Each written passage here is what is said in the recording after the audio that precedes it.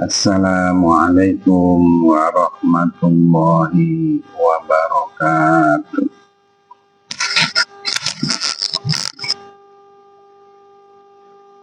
Alhamdulillahi rabbil alamin. Wassalatu wassalamu ala sayyidina Muhammadin wa ala alihi wa sahbihi ajma'in. Kita lanjutkan pembahasan tentang cabang-cabang iman. Pokok imannya ada 6. Ternyata berkembang menjadi 77 cabang. Kemarin kita sudah membahas yang ke-6, bahwa pada ajalnya manusia semuanya bakal mati, dan sesudah mati dikubur atau tenggelam atau dimakan binatang, semuanya nanti bakal dibangkitkan oleh Allah Subhanahu wa Ta'ala dalam fisik yang semula. Dan itu harus diyakini oleh setiap mukmin.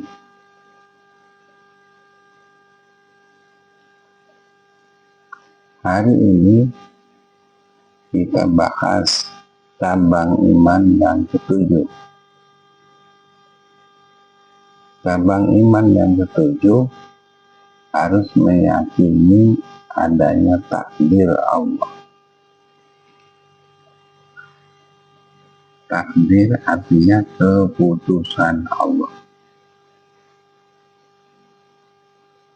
Seseorang ditakdirkan jadi laki-laki, ditakdirkan jadi perempuan, ada yang bentuknya cantik, ada bentuknya tidak cantik, ada juga yang wataknya pintar, ada juga yang tidak pintar, yang baik dan yang tidak baik. Itu semua sudah Allah yang memilihkannya, namanya qadar. Sekarang kita pilih keadaan kita seperti apa. Oh, ternyata macam bayi ini jadikannya laki-laki dalam kondisinya seperti ini. Ini semua sudah dipastikan oleh Allah Subhanahu wa Ta'ala. Yang sebelumnya juga Abaji sendiri bertanya-tanya, ketika kami masih baru-baru menikah, ada pertanyaan yang menggelayut pada diri sendiri. Apakah saya bisa menafkahi keluarga secara layak, normal, ataukah bagaimana? Apakah saya bakal mampu membuat tempat tinggal untuk keluarga, karena saya waktu itu juga masih kontrak. Ternyata dalam perjalanannya Allah Subhanahu wa Ta'ala mentakdirkan takdir yang patut banyak kita syukuri. Kenapa tidak? Yang tadinya saya hanya seorang dengan istri 2 orang, berarti ini berkembang menjadi saya punya anak 11 orang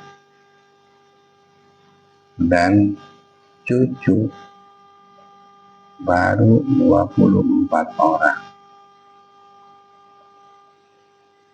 Insya Allah masa-masa datang akan bertambah. Karena apa? Ya, saya sendiri dikaruniai oleh Allah istri bukan satu. Dan yang anehnya, istri yang terakhir saya tidak tahu yang namanya proses. Tahu-tahu oleh istri dinikahkan. Jadi istri saya nambah lagi anak dan masih muda, kemungkinan masih bisa beranak lagi. Itu terserah kepada Allah. Kalau Allah mentakdirkannya lebih anaknya dari 11, Allah pasti tanggung jawab. Tanggung jawab Allah sempurna. Sehingga sekarang ini tidak layak saya atau bayi ini dikatakan orang miskin. Tapi segalanya disediakan oleh Allah Subhanahu wa Ta'ala. Padahal kalau ditilik dari awal, bayi yatim dan tidak memiliki modal apa-apa. Tapi kalau Allah yang kita serahinya, terima apa yang ada dari Allah, ya seperti yang saya rasakan sekarang. Badan sehat, anak banyak, cucu lidah, fasilitas lain patut disyukuri. Orang-orang memakai mobil, mungkin abadi juga ada. Itulah kalau kitanya menyerahkan diri kepada takdir Allah. Jadi apa saja yang ditakdirkan oleh Allah, terima. Apa ada orang yang tidak terima? Ada. Yang kami dengar, ditakdirkan perempuan pengen jadi laki-laki, ditakdirkan laki-laki, ada yang pengen jadi perempuan, bergaya perempuan.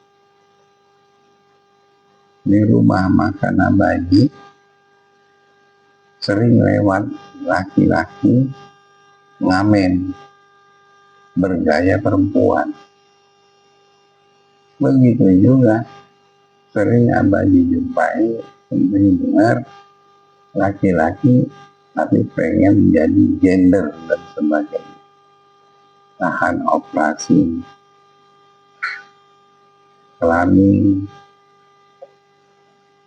Tapi yang anehnya, apa memang tidak kelihatan oleh sebagian para ilmuwan, gender dari laki-laki jadi perempuan itu dasarnya dasar operasi dan normal, bukan karena ada kelamin dua, kelamin yang lebih menonjolnya perempuan. Dia pergi haji. Nah, pelaksanaan haji laki-laki sama perempuan itu beda. Nah, ya tapi pergi hajinya pakai pula muasasah atau muasasah yayasan. Yayasan itu biasanya dipimpin oleh orang yang paling paham tentang ilmu pelaksanaan haji. Tapi mengapa laki-laki ini pergi haji dengan penampilan perempuan dan mengamalkan amalan perempuan dibiarkan begitu saja? Saya nggak paham juga, dan saya tidak akan menghukumi apa-apa. Saya cuma mengharap siapa yang sudah ditakdirkan perempuan, terimalah perempuan itu. Laksanakan amalan ibadah sebagaimana keharusan ibadahnya perempuan. Kalau sudah ditakdirkannya laki-laki, laksanakan sebagaimana layaknya amalan laki-laki. Itu bersyukur namanya. Insya Allah la in syakartum la azidannakum. Manakala terima dengan ikhlas syukur kepada Allah, maka hakikat hidupnya akan dinaikkan derajatnya oleh Allah Subhanahu wa ta'ala.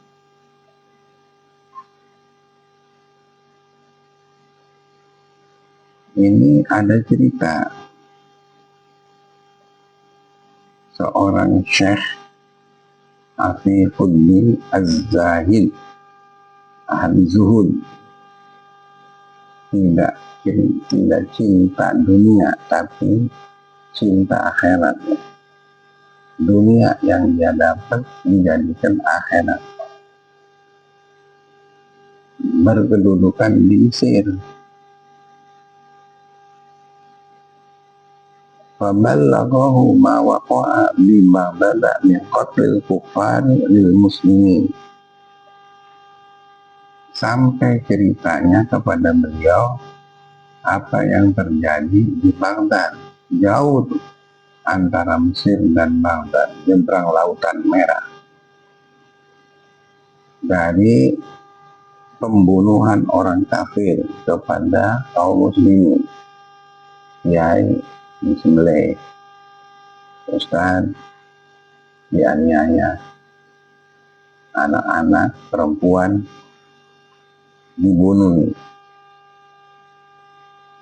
sehingga Baghdad itu 3,5 tahun jadi sepi dan tidak ada pemimpin tanpa khalifah.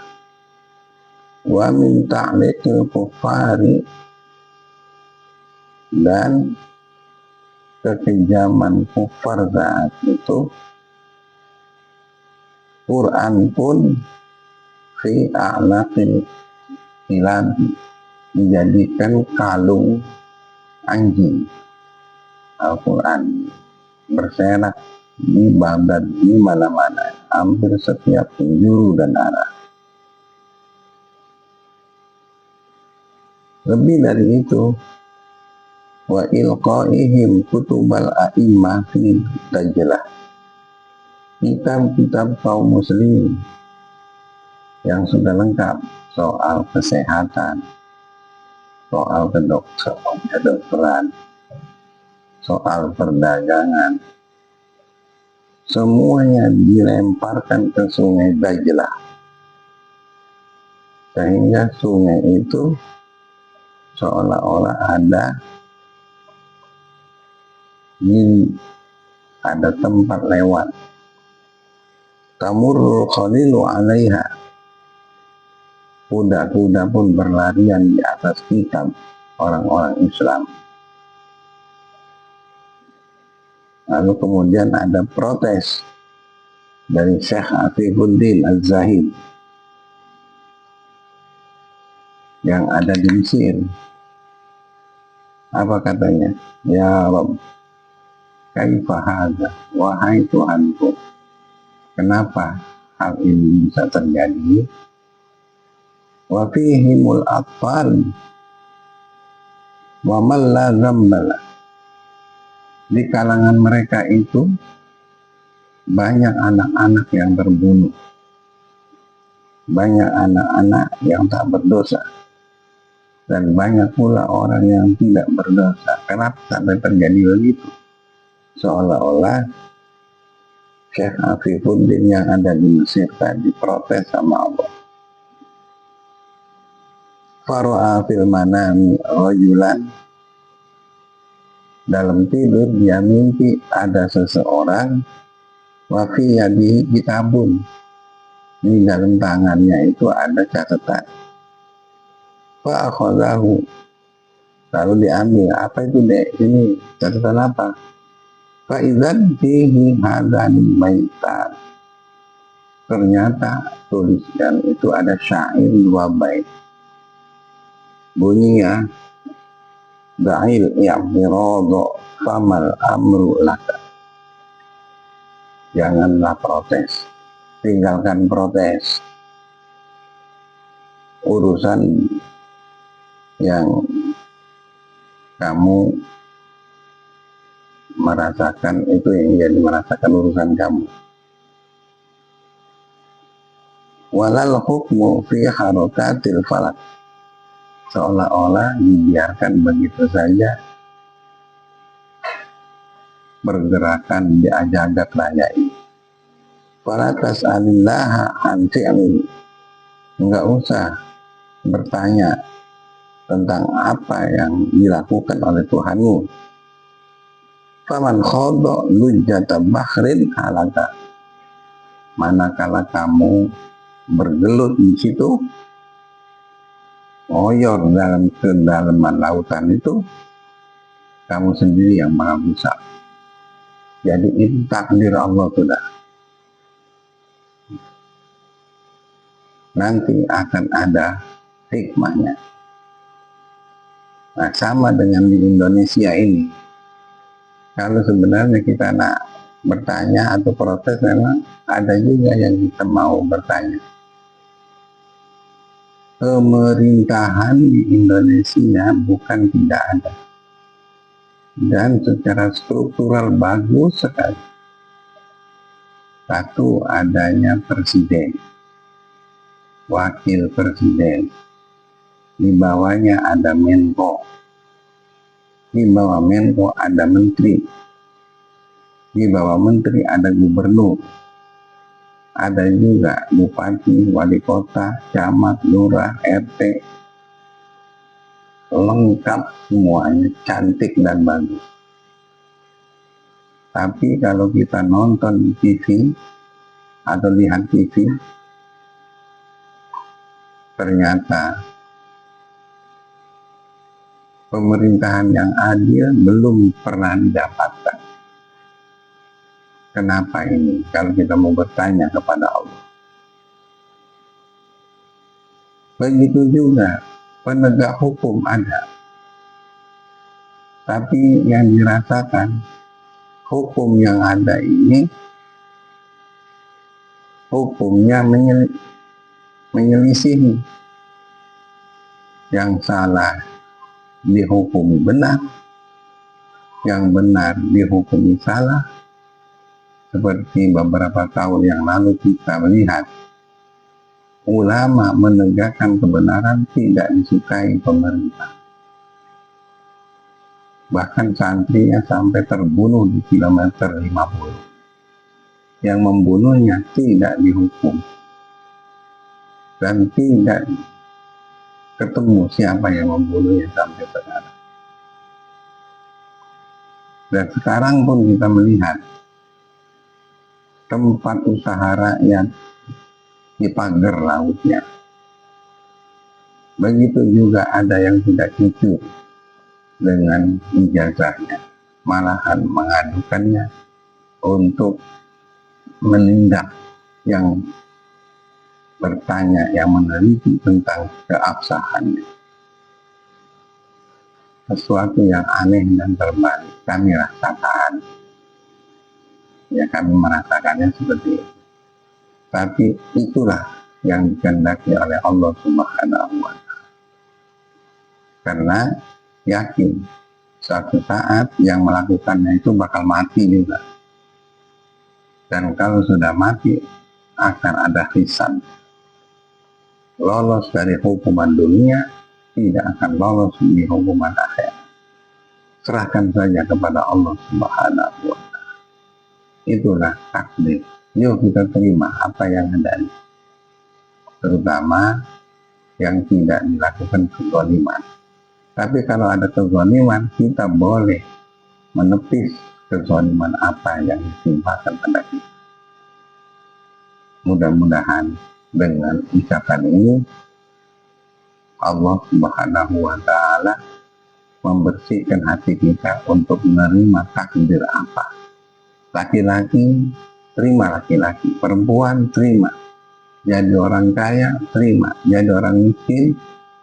Saya dari kecil sampai tamat SMA merasakan jadi orang miskin, tapi kemiskinan itu tidak berkesan kesengsaraan, biasa saja, gembira-gembira saja.